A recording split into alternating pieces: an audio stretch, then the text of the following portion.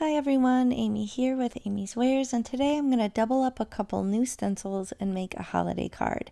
So I have two stencils here from the new October release at A Colorful Life Designs. I will link the product names and the links to the stencils below in the video description box.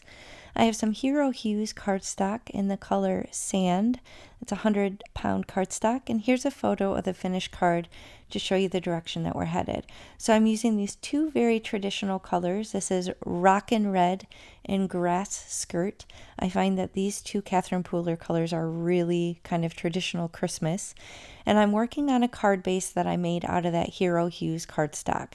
Now I'm starting with the simple trees first, just to create kind of a subtle background all over the whole front of the card base, and I'm using that grass skirt color liberally all over through the stencil.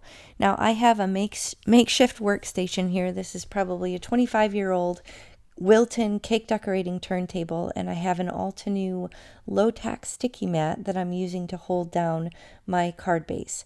Now I have different books containing different pre-made items.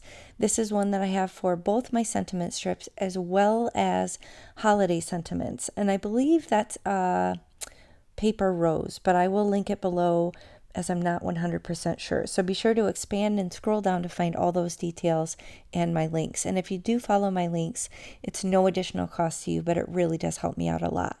So now I'm masking off the corner of this other stencil and just inking through one of the holly berries and the holly leaves. So I masked off the berries with some 2-inch post-it tape, and now I'm going to mask off the leaf portion and color in the berry portion. So these are separated enough that I probably could have done it if I was careful, but I didn't want to get ink where I didn't want it, and I didn't want to overlap the red with the green, so it was easy enough to just mask it off. Now I'm figuring out where I want the Merry Christmas in the design, but again, this is otherwise single layer. It's going to be nice and easy to ship, super flat. Next up, I'm using a white gel pen just to add some details, some veining on the leaves, and some little highlight marks on the berries. Now, I don't really have a plan. I tend to have a general idea in my head, but then I just start creating and kind of go from there. Now I'm picking out the colors that I want to use. There's loads of new colors in the shop for the month of October that are great for holiday cards. So there's some reds and lots of greens. So I have many options to choose from. There's actually over 100 colors in the shop now, if you can believe it.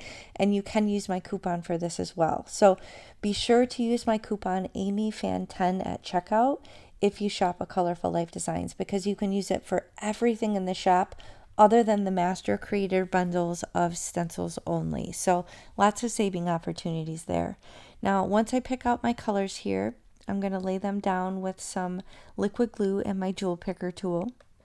And at this point, I decide to go even a different direction. I decide to use one of the reds and actually cover up the berries. So instead of using it as just kind of an embellishment, I'm actually using it as part of the design. So I'm kind of nestling them over to the side so they don't completely cover up my white gel pen, but I thought this was a really fun optional design feature on the card. And I do have that Merry Christmas attached down. I added some green ones kind of for just regular embellishments, and that's going to finish the card. So I hope you enjoyed this. If you did, please hit the thumbs up and consider subscribing, and I will catch you next time. Bye.